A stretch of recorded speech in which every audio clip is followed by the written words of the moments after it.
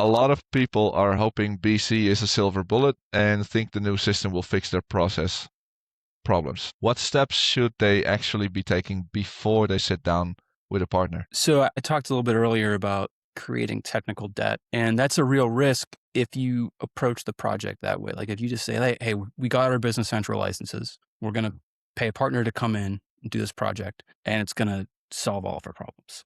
Hmm. Um, that's not the right way to approach it. That's going to create change management issues, like we just talked about.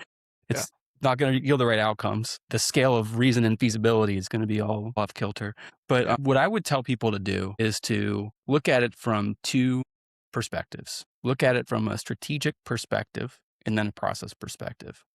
So from a strategic perspective, look at your strategic plan. How does this investment support your strategic plan? And what is the actual outcome, right? So, I mean, for a lot of people out there on GP today, the strategic reason for getting off of GP is purely just to get off of a legacy ERP system. Yeah. But there's other reasons too, right? Maybe you're going to take a private equity investment, and you know that you're going to have to bolt on a bunch of companies. So let's not throw a bunch of money at Great Plains and put MEM in. Let's implement cloud accounting systems so we don't have to worry about VPNs whenever everybody from across the country is signing in from our new branch offices. Yeah. Let's put in a multi-entity concept in there so that we can manage all these legal entities. So from a strategic perspective, make sure you understand the reason why. That's the biggest thing. But then from a more directly answer your question, at the process level, if I don't, when I'm in a sales situation with a customer, my goal is to not sell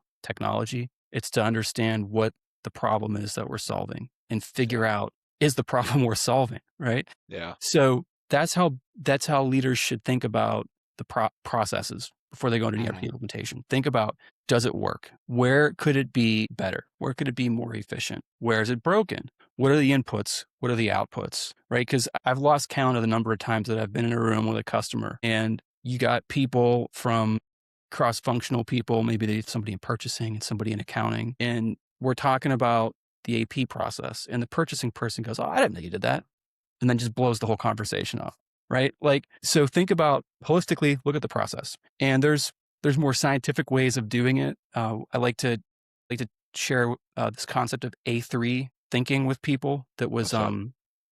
it was created by Toyota, and they felt that you should be able to explain a problem, a root cause, and a solution on one sheet of paper. So I normally have a PowerPoint slide when I talk Yeah. about it, but I'll use my hands. So you read it like a U, right? So Yeah.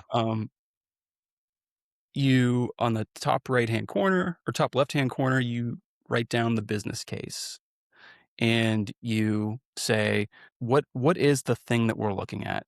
Take measurements, right? So maybe it's something as simple as we spend 5,000 hours a year processing AP invoices. Boom.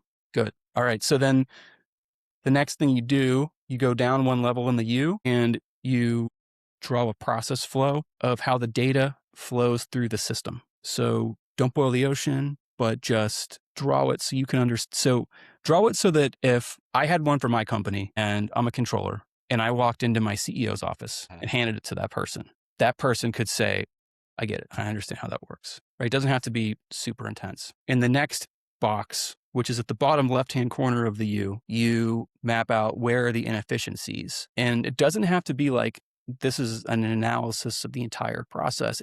Like anything in the process that could be broken. Like they have to go from one system to another to get their credit limit with the vendor, or they have to manually download an invoice from a portal or something like that. It could be individual things that are inefficient. So map those all out. And then you go to the other side of the U and you have that same list of problems and you think about individually, how would we solve each of those individual inefficiencies and problems? And then top right-hand corner of the U, you redraw that process with all those fixes applied.